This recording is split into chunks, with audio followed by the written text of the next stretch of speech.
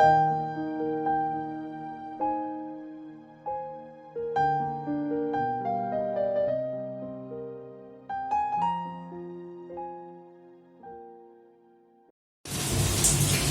guys, happy Sunday untuk kita semua.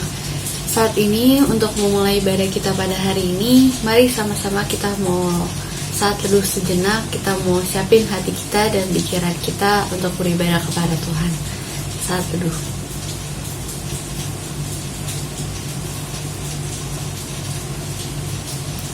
Tuhan, terima kasih karena Kau telah memberikan kami semua kesempatan untuk melewati satu hari lagi ya Tuhan. Tuhan, ampuni kami jika kita sering menyia-nyiakan waktu dan kesempatan untuk beribadah kepadamu ya Tuhan. Meskipun kami disediakan begitu banyak fasilitas dan kenyamanan, tapi kami masih tetap menyempatkan untuk beribadah kepadamu. Tolong saat ini ya Tuhan, berikan kami hati yang fokus dan kesiapan hati untuk beribadah dan memuliakan nama-Mu saja. Dalam Yesus kami berdoa. Amin. Mazmur 30 ayat 4. Nyanyikanlah mazmur bagi Tuhan, hai orang-orang yang dikasihinya, dan persembahkanlah syukur kepada namanya yang kudus. Teman-teman, saya mau mengajak kita semua untuk bangkit berdiri. Kita mau nyanyikan satu lagu yang nunjukin tanda terima kasih kita dan tanda syukur kita ke Tuhan buat hari yang baru ini. Satu hari lagi nih mana kita dikasih kesempatan untuk melewatinya. Terima kasih Tuhan.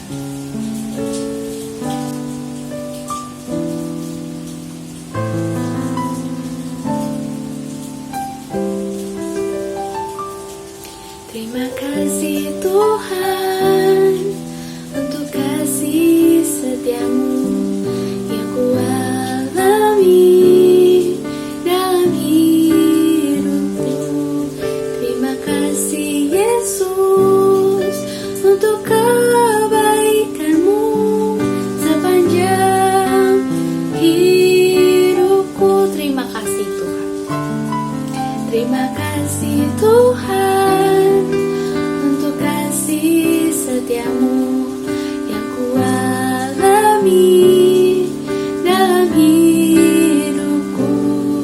Terima kasih Yesus untuk kebaikanmu sepanjang hidupku. Terima kasih Yesusku.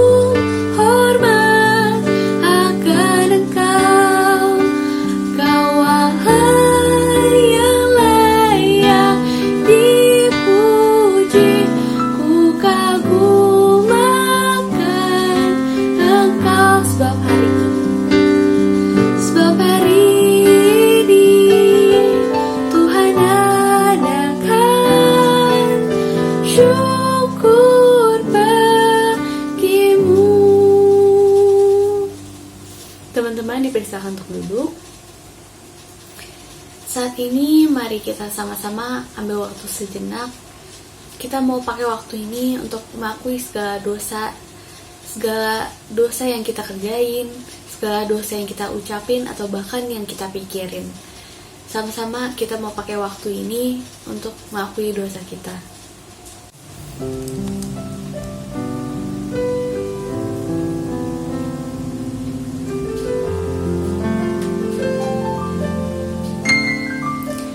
Thank you for the cross, Lord.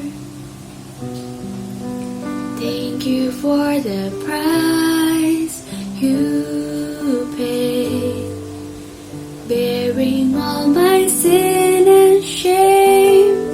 In love you came and gave amazing grace. Thank you for this love, Lord.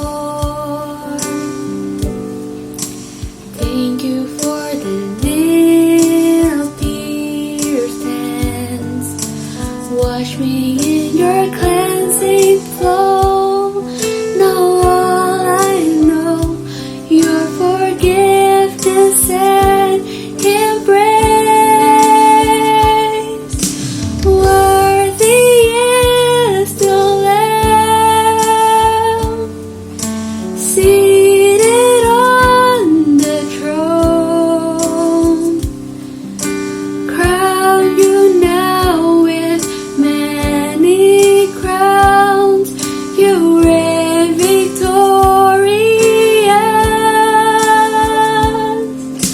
high and lifted up, Jesus, Son of God, the darling of heaven, crucified. Worthy is the Lamb. Thank you for the cross, Lord.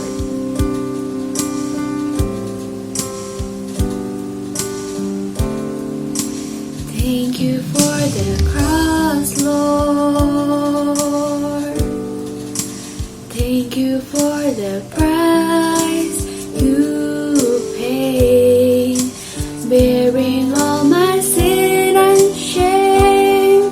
In love you came and gave amazing grace.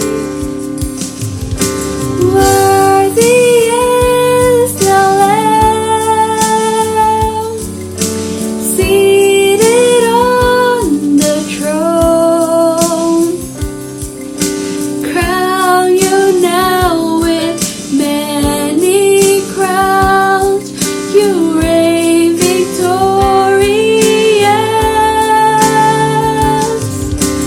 high and lifted up, Jesus, Son of God, the darling of heaven, crucified. Worthy is the Lamb, worthy is the Lamb, worthy is the Lamb, worthy is the Lamb. Teman-teman, mari kita berdoa.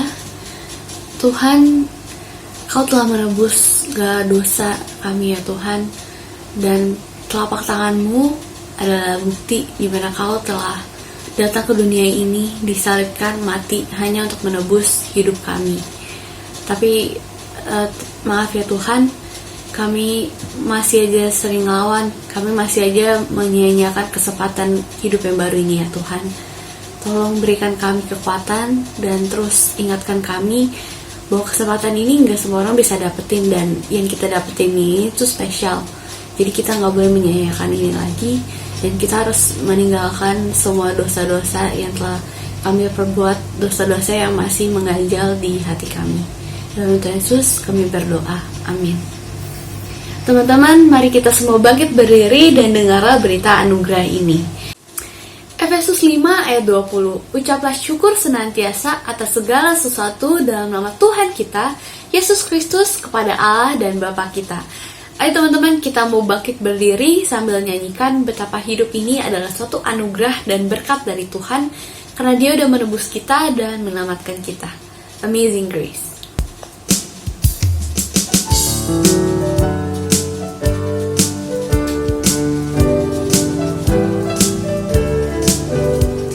Amazing grace, how sweet the sound that saved a wretch like me. I once was lost, but now I'm found. Was blind, but now I see. 'Twas grace that taught my heart to fear, and grace my fears relieved. How precious did that grace appear the hour I first believed. My chains are gone, I've been set free. My God, my Savior, has ransomed me. And like a flood, His mercy reigns, unending love, amazing grace. The Lord has promised good to me. His word, my hope secures. He will my shield and portion me as long as life endures. My chains are gone, I've been set free. My God, my Savior has ransomed me. And like a flood, His mercy reigns. Unending love, amazing grace. Unending love, amazing grace. Beri kemuliaan bagi nama Tuhan. Silakan duduk. Nah, teman-teman pernah nggak sih kita itu bangga sama diri kita sendiri? Karena kita dari luar itu kelihatannya kayak orang benar banget, orang Kristen banget gitu. Dimana kita ibadah tiap minggu dan kita persembahan juga tiap minggu. Tapi sebenarnya bukan kayak gitu teman-teman. Kita itu mestinya bersyukur karena kita itu orang-orang yang berdosa. Kita itu orang-orang yang terpuruk. Karena orang-orang yang sakit kayak kita itu malah yang perlu pertolongan. Dan untungnya Tuhan itu datang ke bumi buat orang-orang kayak kita, buat namatin orang-orang yang udah kelelep. Jadi gak sepatutnya untuk kita bermegah atas diri kita sendiri, melainkan karena kemurahan Tuhan yang udah mau menyelamatkan orang-orang berdosa kayak kita di dunia ini. Ayo teman-teman, sama-sama kita mau nyanyiin satu lagu supaya kita diingatkan kembali akan kemurahan dan kebaikan Tuhan.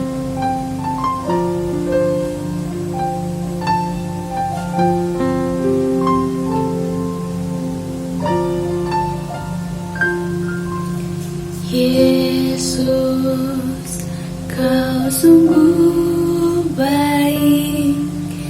Yesus, nama-Mu indah. Yesus, ku cinta Kau selalu, ku tinggikan, ku agungkan selamanya.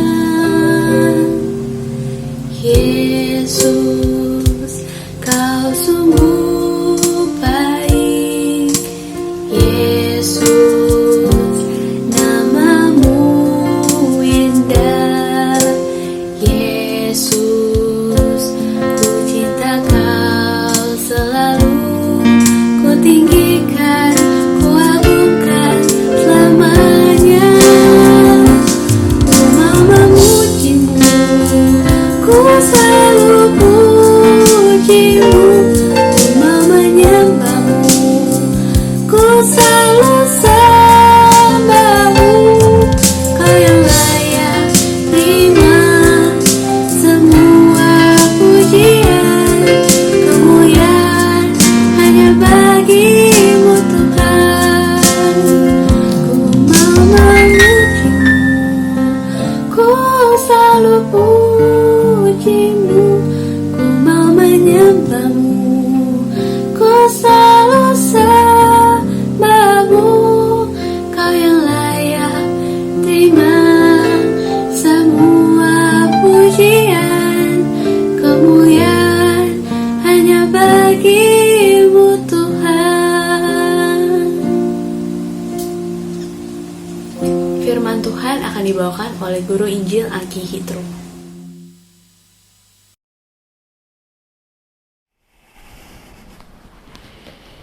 Saudara, mari kita berdoa sebelum kita merenungkan firman Tuhan bersama-sama. Tuhan, kami bersyukur di tengah-tengah kesempatan seperti ini kami masih bisa punya waktu beribadah kepada Tuhan. Kami sudah menaikkan puji-pujian kami kepadamu ya Bapa. Biarlah itu menjadi perenungan pribadi kami di tempat kami masing-masing. Waktu kami menyanyi, memuji Tuhan itu dari hati kami yang paling dalam. Mengingat segala kebaikan, anugerah Tuhan dalam hidup kami. Kami menaikkan syukur kami kepada Tuhan. Dan kami menyerahkan hidup kami kepada Tuhan. Dan biarlah Tuhan, waktu kami bersama-sama ingin mendengarkan firman Tuhan, kami juga menyerahkan diri kami ke dalam tangan-Mu sepenuhnya ya Bapa. Biarlah Engkau yang mengurapi kami masing-masing dimanapun kami berada saat ini. Tuhan sendiri yang hadir, Tuhan sendiri yang berbicara kepada setiap kami. Urapi kami semua ya Bapa, baik yang berbicara maupun yang mendengarkan. Biarlah sungguh-sungguh kami semua sedang berjumpa dengan Tuhan, mendengarkan Tuhan sendiri yang berbicara kepada kami. Terima kasih Bapa. Berkatilah kami semua ya Tuhan. Dalam nama Tuhan Yesus, kami bersyukur, kami berdoa. Amin. Mari kita membuka Alkitab kita dari Matius pasal yang ke-9, ayat ke-9 sampai 13. Matius 9 ayat 9 sampai 13. Saya harap kita sama-sama membuka Alkitab kita dimanapun kita berada saat ini. Biar kita sungguh-sungguh boleh membaca, merenungkan, menghayati firman Tuhan bersama-sama. Matius pasal ke-9, ayat ke-9 sampai 13 dengan tema kita Amazing Grace. Kalau sudah menemukan, saya membacakan untuk kita sekalian. Matius 9, ayat 9 sampai 13. Setelah Yesus pergi dari situ, ia melihat seorang yang bernama Matius duduk di rumah cukai. Lalu ia berkata kepadanya, "Ikutlah aku." Maka berdirilah Matius lalu mengikut dia. Kemudian, ketika Yesus makan di rumah Matius, datanglah banyak pemungut cukai dan orang berdosa, dan makan bersama-sama dengan dia dan murid-muridnya. Pada waktu orang Farisi melihat hal itu, berkatalah mereka kepada murid-murid Yesus, "Mengapa gurumu makan bersama-sama dengan pemungut cukai dan orang berdosa?" Yesus mendengarnya dan berkata, "Bukan orang sehat yang memerlukan tabib, tetapi orang sakit. Jadi, pergilah dan pelajarilah arti firman ini. Yang kukehendaki ialah belas kasihan dan bukan persembahan.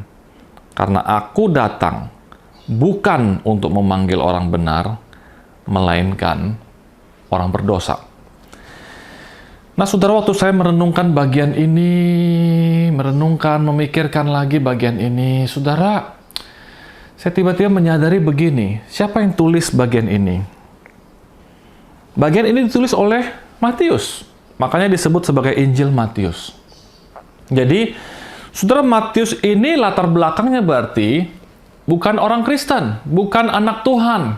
Bayangkan kalau kita adalah orang-orang yang lahir dari keluarga yang bukan Kristen. Seperti keluarga saya bukan keluarga Kristen. Kalau saudara mungkin sebagian yang dari sekolah minggu, ya saudara mungkin dari keluarga Kristen. Tapi kalau di antara kita ada yang lahir bukan dari keluarga Kristen, bahkan kalau seperti Matius sudah sampai kerja berarti, usianya sudah lewat masa remaja, karena dia udah kerja, dia udah jadi pemungut cukai. Dia memilih profesi yang mengkhianati bangsanya, memilih profesi yang melakukan banyak dosa di dalam kehidupannya.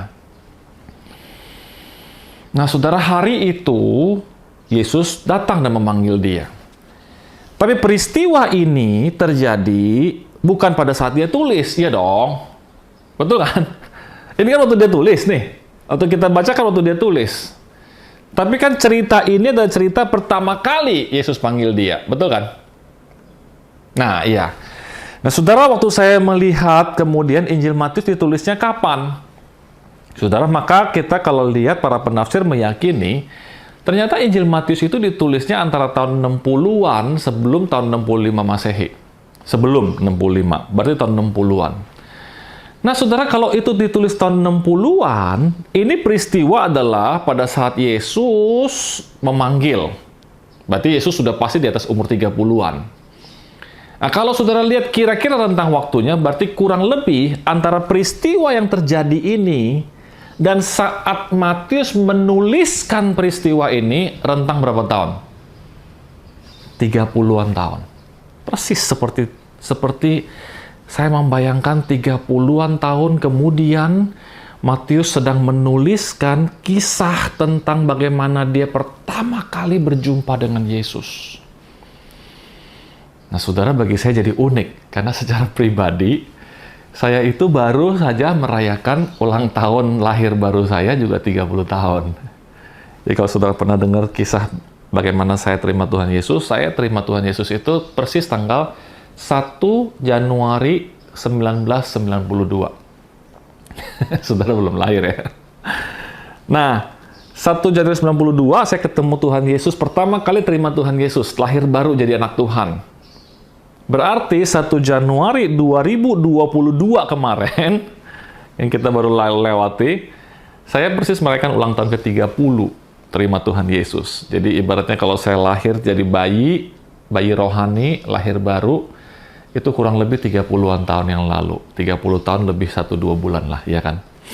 Nah, tapi Matius persis seperti itu kira-kira. Nah, kemudian, waktu Matius 30-an tahun kemudian, dia menuliskan seluruh Injil, menulis semua cerita-cerita di dalam Injil ini, kisah yang dia alami bersama Tuhan Yesus, dia sampai pada bagian ini. Saudara, saya membayangkan apa ya perasaannya Matius waktu dia tulis ulang, seperti menulis sebuah jurnal kehidupan dia, pertama sekali, sebuah panggilan Kristus datang kepadanya dan mengubahkan hidupnya. Saudara, apakah di antara kita ada yang kayak gitu? Saya nggak tahu ya. Tapi kalau saya ingat hidup saya, ya saya dulu lahir dari keluarga yang bukan Kristen. Saya kalau sekolah, belajar, kalau ulangan, ya nyontek-nyontek aja. Nggak pernah merasa bahwa itu salah gitu. Saya membayangkan Matius juga sama. Waktu dia jadi pemungut cukai, dia ambil cukai, dia betul-betul korupsi, dia biasa-biasa aja. Mungkin sebagian di antara saudara, di antara kita ada yang kalau ngomong jorok biasa aja. Main game waktunya jadi habis banyak, biasa aja. Nonton film porno, biasa aja. Saudara kecanduan rokok, kecanduan apa, biasa-biasa saja. Sudah tidak merasa bahwa itu adalah hal-hal yang berdosa. Bayangkan Matius dalam keseharian, dia sudah melakukan dosa ini berhari-hari jadi sebuah kebiasaan, bahkan jadi profesi. Memungut cukai itu hari-hari hidup dia. Kalau zaman saya dulu waktu sekolah, ulangan, nyontek, ngomong jorok, segala macam badung, nakal sekali. Biasa aja. Nah, tapi kalau tidak ada satu peristiwa interupsi hadir saat itu di dalam kehidupan Matius, maka tidak mungkin ada tulisan ini. Nggak mungkin. Saudara nggak akan pernah bisa baca Injil Matius, karena Matius nggak pernah ikut Tuhan Yesus. Tapi karena ada peristiwa itu, maka Matius menjadi salah satu penulis yang menceritakan tentang kisah Kristus. 4 orang ya kan, Matius, Markus, Lukas, Yohanes, yang menuliskan kisah tentang perjalanan hidup Yesus. Dan Matius adalah salah satunya. Dan sekarang kita sampai pada bagian ini. Dia mengenang kembali ketika waktu itu apa yang sedang terjadi. Ketika itu dia mengingat ayat 9. Yesus pergi dari situ melihat seorang bernama Matius duduk di rumah cukai. Saudara, dia ingat waktu itu dia masih dalam kebiasaan dosanya. Barangkali kita pada saat nyonteknya, pada saat nonton film pornonya, pada saat berbuat dosanya. Lalu Yesus berkata kepada Matius, "Ikutlah aku." Saudara, kapan pengalaman kita mendengar Yesus berkata, "Ikutlah aku"?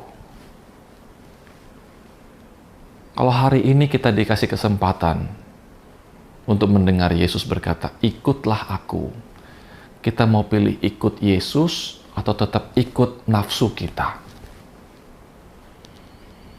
Kalau Yesus panggil kita, "Ikutlah aku", hari ini kita dikasih kesempatan lagi dimanapun kita sekarang lagi dengerin firman Tuhan ini.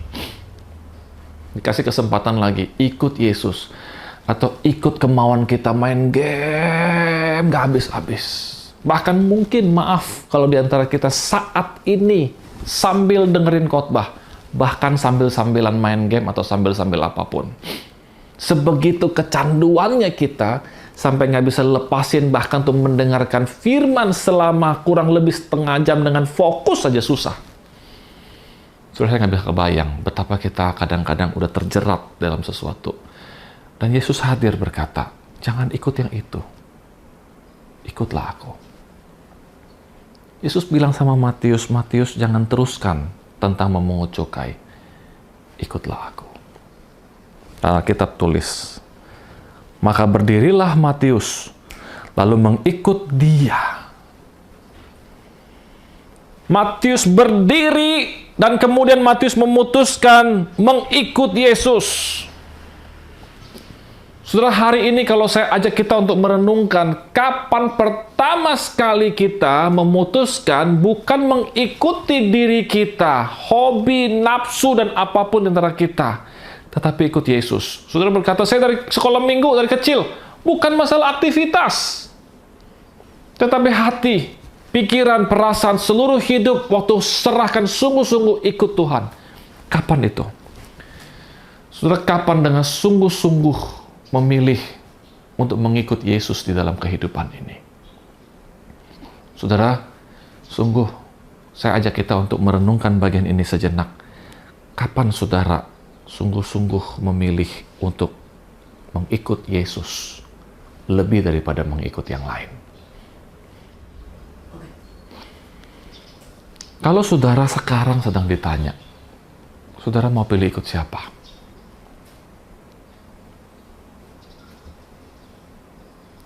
30-an tahun yang lalu, saya pertama kali dipanggil dan saya memutuskan ikut Yesus sampai hari ini. Matius sedang menuliskan kisah dia mengikut Yesus 30 tahun yang lalu kira-kira. Sampai dia tuliskan kisahnya. Bagaimana dengan kita? Bagian kedua, saudara. Ternyata Matius bukan hanya ingat waktu dia ikut Yesus. Tapi kemudian ayat 10 berkata begini. Kemudian, jadi setelah Matius ikut Yesus, Matius bukan hanya menikmati Yesus sendiri, tetapi Matius mengundang Yesus datang ke rumahnya, makan bersama-sama. Dan sekaligus Matius waktu itu bukan cuma undang Yesus untuk makan, tetapi Matius juga undang para pemungut cukai dan orang berdosa lain. Saudara, saya membayangkan ini sebuah proses perjalanan hidup rohani seseorang. Waktu tadinya dia tidak mengenal Yesus, hidup di dalam dosanya, dia sampai nggak sadar dia berdosa. Tetapi setelah dia mengikut Yesus, dia jadi punya relasi dengan Tuhan Yesus. Seperti saudara dan saya, kalau kita udah mulai ikut Tuhan Yesus, kita ke gereja, kita baca Alkitab, ada waktu saat teduh, ada waktu berdoa, ada waktu nyanyi memuji Tuhan. Kadang-kadang ada waktu bergumul. Waktu kita lagi mungkin dibully sama teman, kita datang cari Tuhan. Waktu kita dikhianati oleh sahabat kita datang cari Tuhan. Mungkin waktu papa mama ada masalah, kita datang cari Tuhan. Kita punya relasi dengan Tuhan Yesus. Tadinya Tuhan Yesus asing, orang asing dalam hidup kita. Sekarang jadi punya hubungan. Nah, Matius punya relasi dengan Tuhan Yesus. Dan sekarang tiba waktunya bukan hanya dia ingin menikmati sendiri relasinya, tetapi dia ingin bagaimana Yesus hadir di rumahnya, dan pemungut cukai, orang berdosa lain juga hadir. Saudara ya, ini menarik caranya Matius pada masa itu. Dia kumpulin Yesus dan orang berdosa satu ruangan, saudara. Dia ajak ketemuan, dia ajak ngumpul.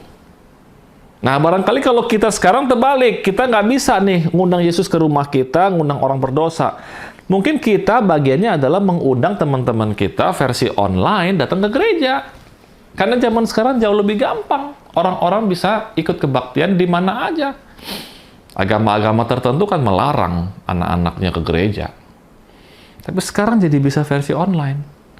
Jadi di satu sisi versi online ada problem, tapi satu sisi versi online bisa membuka banyak kemungkinan. Seperti hari ini, saudara, kalau ini dalam bentuk rekaman, misalnya saudara bisa pakai ini untuk ceritakan kepada orang lain nanti.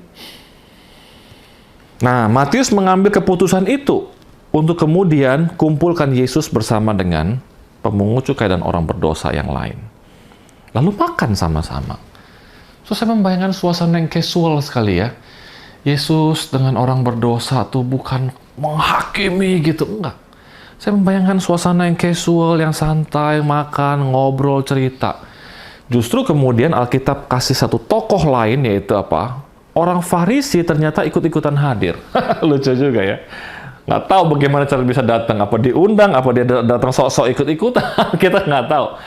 Tapi lucu saudara, waktu orang Farisi melihat hal itu, malah mereka ngomongnya sama murid Yesus, nggak berani ngomong langsung sama Yesus.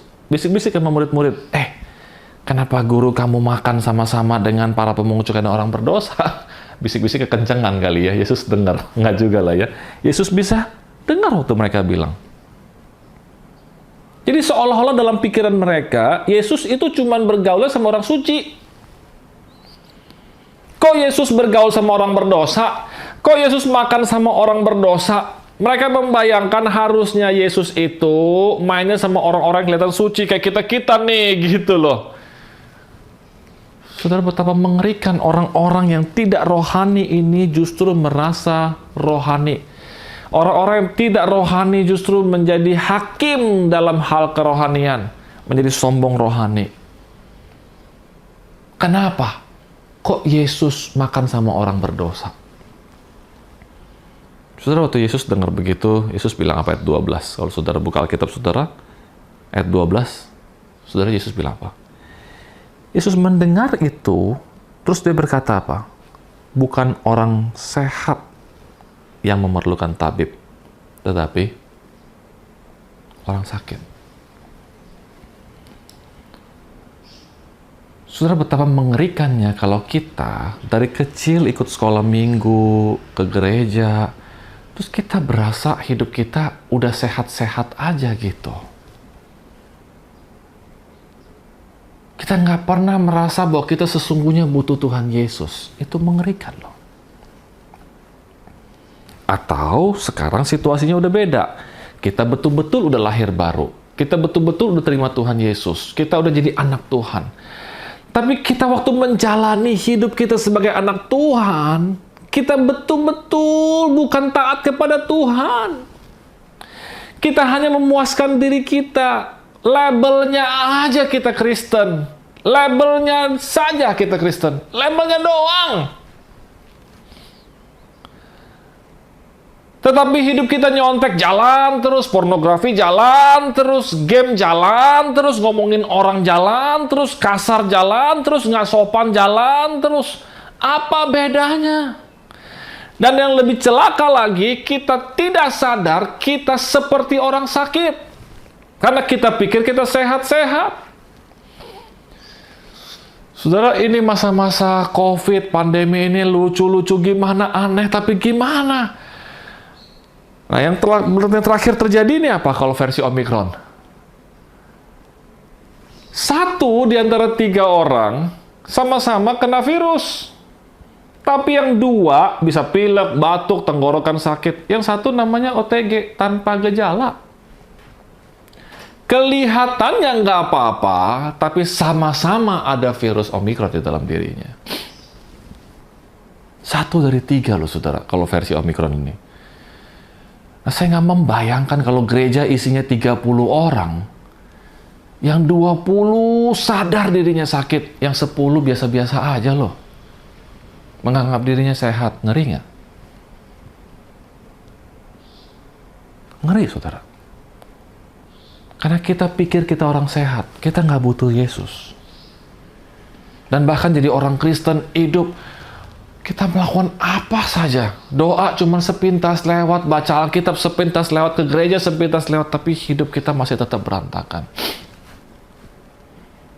Apakah kita kayak begitu?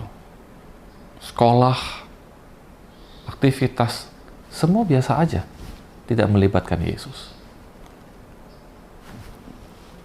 Matius mencatat pada masa itu, dia ingat. Yesus waktu dengar itu, Yesus nggak diem loh. Yesus ngomong begini, bukan orang sehat yang memerlukan tabib, tetapi orang sakit. Jadi, pergilah dan pelajarilah arti firman ini. Yang ku kehendaki ialah belas kasihan dan bukan persembahan. Karena aku datang bukan untuk memanggil orang benar, melainkan orang berdosa. Pada saat kita merasa diri kita terus benar, nah kita merasa diri kita nggak butuh Tuhan. Pada saat kita merasa bahwa kita bisa melakukan apapun suka-suka kita sedang mengandalkan kekuatan kita sendiri. Itu adalah sebuah perjalanan seperti orang yang belum pernah terima Tuhan Yesus.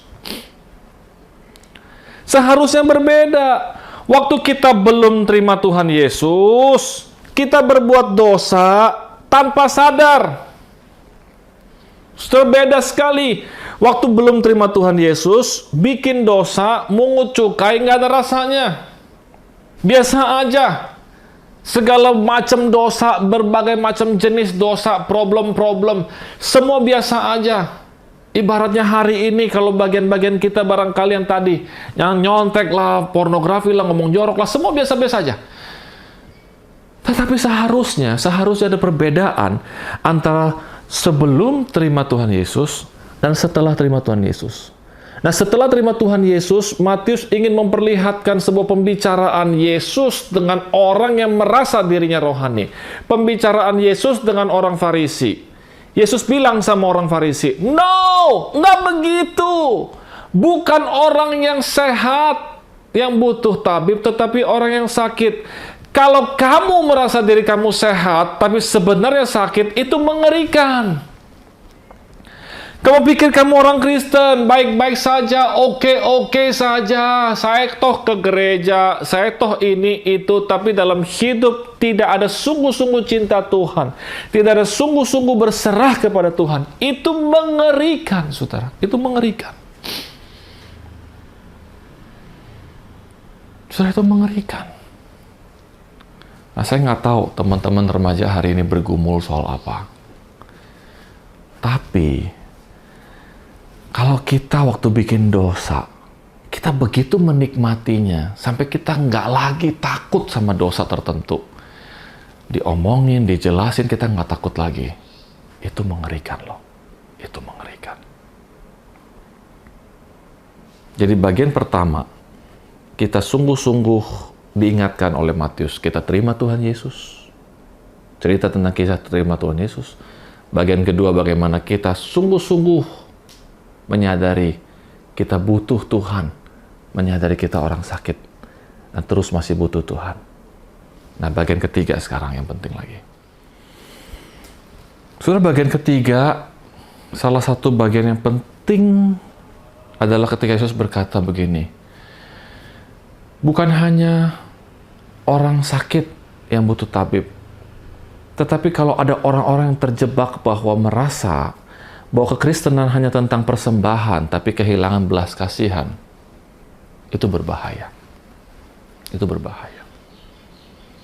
Yesus ingin menyimpulkan sebuah kehidupan anak-anak Tuhan, bahwa hidup yang tidak terjebak oleh legalisme. Apa itu legalisme? Itu dia orang-orang Farisi. Jadi saudara, mereka cuma melakukan aktivitas agamawi. Oh, oke. Sebelum terima Tuhan Yesus, dia pungut cukai. Tapi setelah terima Yesus, tidak pungut cukai, tapi hidup dalam legalisme. Sebuah hidup yang cuma begitu-begitu aja. Baca Alkitab, baca terus. Tiap hari baca Alkitab. Tapi perubahan hidup apa? Nggak ada. Kasih persembahan terus. Tapi dari mana kasih persembahan? Apa tujuannya? Nggak jelas. Semua hanya jadi aktivitas rohani. Jadi semua cuma ada di permukaan. Yesus mengajak kita hari ini mengalami fase, kalau kamu belum terima Tuhan Yesus, ini waktunya kamu ikut Yesus, bukan ikut dosa lagi. Hari ini Yesus panggil, ikut aku. Yang kedua, setelah kita ikut Yesus, kita jangan seperti orang Farisi, tetapi kita sungguh-sungguh jadi orang yang sadar, kita orang yang sakit, yang butuh Tuhan Yesus setiap hari, setiap waktu, setiap jam. Jangan sampai kita waktu bikin dosa, kita udah nggak peka lagi, kita udah nggak sadar lagi.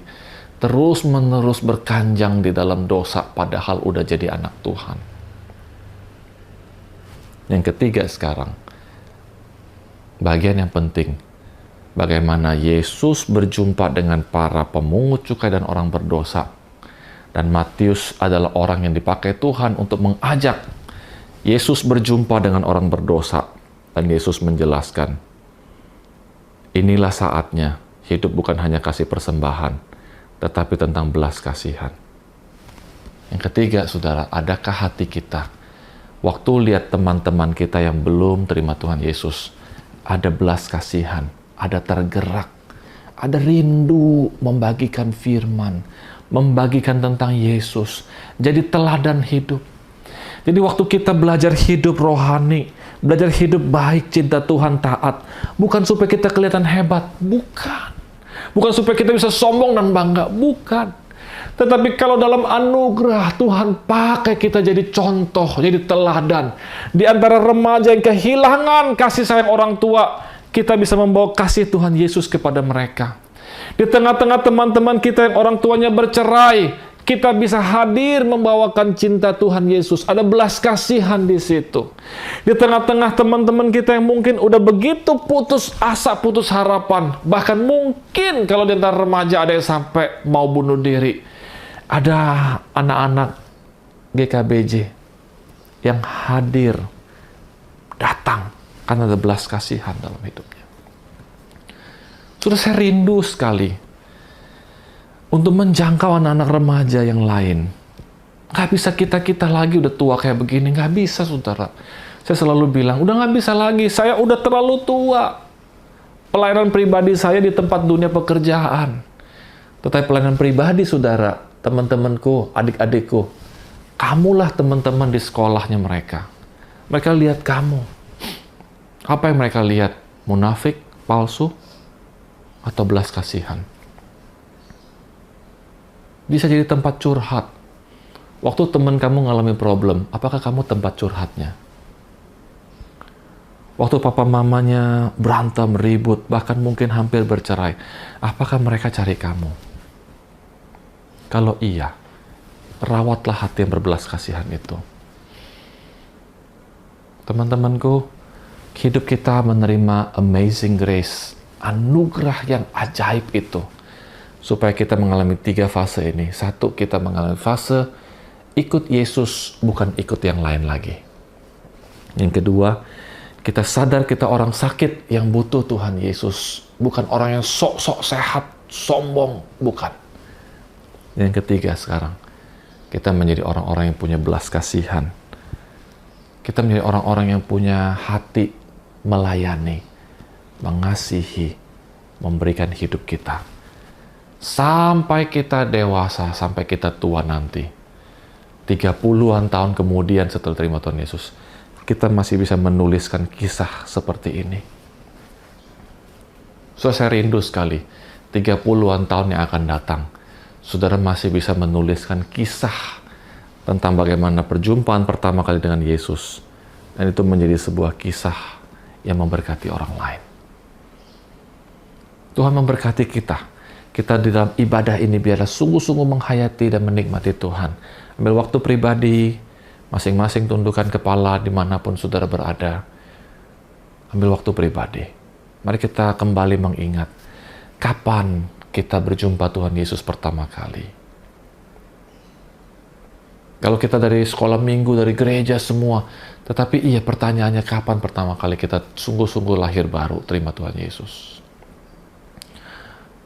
Kalau hari ini ada di antara kita yang mau sungguh-sungguh ikut Tuhan Yesus dan bukan ikut yang lain, maka biarlah dimanapun saudara berada, saudara berdoa sungguh-sungguh, Tuhan Yesus, bilang sama Tuhan Yesus, Tuhan Yesus, saya mau ikut Tuhan Yesus, bukan ikut diri saya lagi, bukan ikut nafsu saya lagi, bukan ikut ambisi saya lagi, tapi ikut Tuhan Yesus.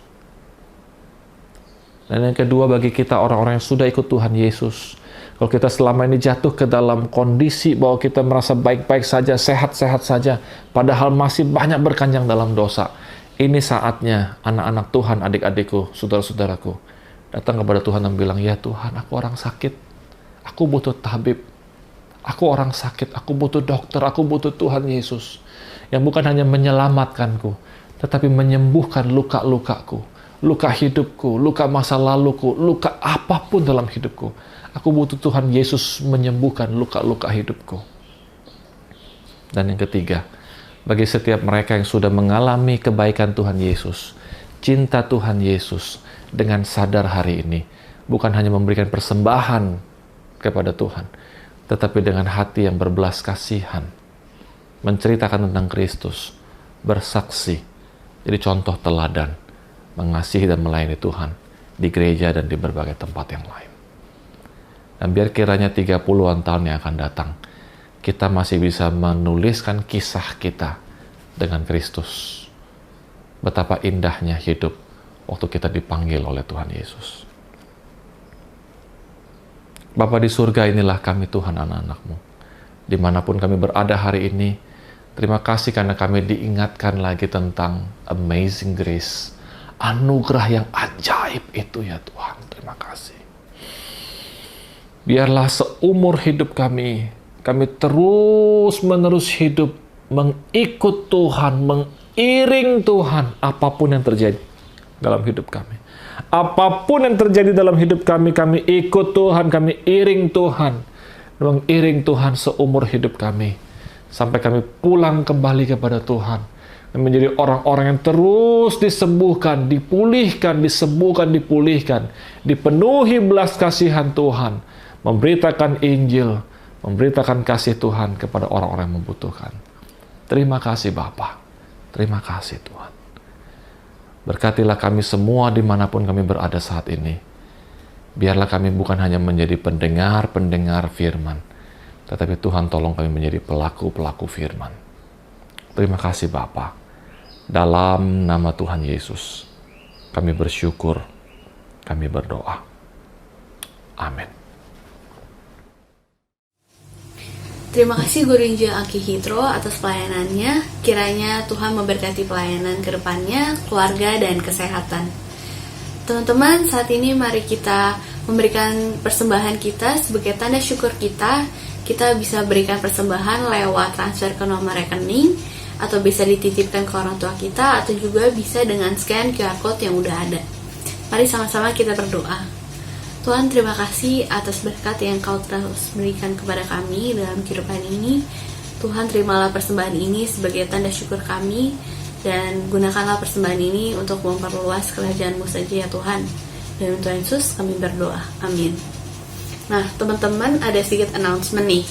Saya mau ngajak teman-teman semua untuk ikut DP setiap hari Sabtu di minggu pertama dan yang ketiga. Dan DP kita diadakan di jam 4 sore. Juga kita ada fellowship di setiap minggu keempat setelah ibadah Gloji. Sama-sama kita ikut ya guys. Dan jangan lupa untuk isi form absensi kehadiran lewat QR Code atau link form yang udah ada. Sekarang mari kita menaikkan suatu doa syafaat. Kita mau doain khususnya untuk ibadah Gloji onsite pertama kali minggu depan di tanggal 20 Maret. Kita doain supaya ibadahnya bisa berjalan dengan baik, dan juga untuk persiapan tip teknis dan PM itu bisa dengan baik dan maksimal, dan juga jemaat yang hadir itu bisa terberkati. Mari sama-sama kita berdoa. Tuhan, terima kasih dimana kita diberikan kesempatan kunci terutamanya untuk mengadakan ibadah onsite pertama kali di tanggal 20 Maret nanti ya Tuhan. Tuhan tolong bimbing supaya ibadah tersebut bisa berjalan dengan baik, segala persiapan dari tim teknis, PM semuanya bisa memuliakan nama-Mu, dan juga untuk jemaat yang hadir baik di rumah maupun yang hadir nanti onsite bisa terberkati, dan kita bisa sama-sama saling bersekutu dan memuliakan nama-Mu. Dan untuk Yesus kami berdoa, amin. Mari saat ini kita bangkit berdiri dan mengikrarkan iman kita dengan pengakuan iman rasuli.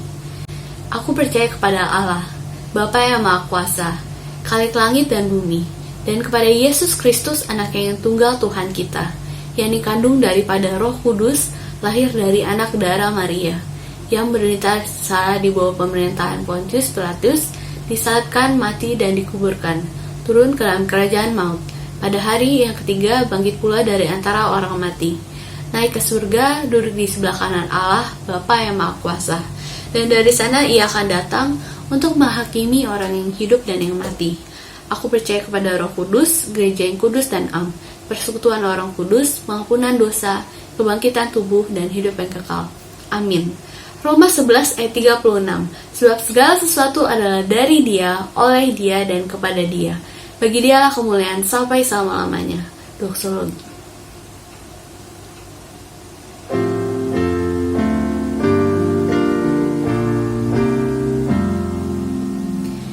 Puji Allah Bapa Putra, puji Allah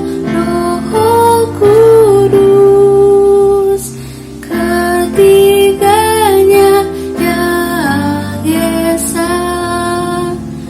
Pohon selamat, sumber berkat.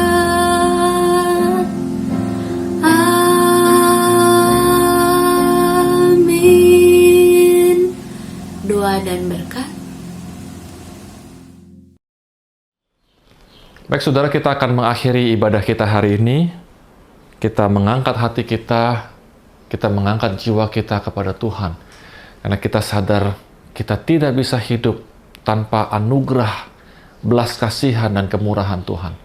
Tetapi bukan hanya untuk itu, tetapi biarlah semua setelah kita menerima berkat Tuhan, kita pun menjadi saluran berkat Tuhan dimanapun kita berada.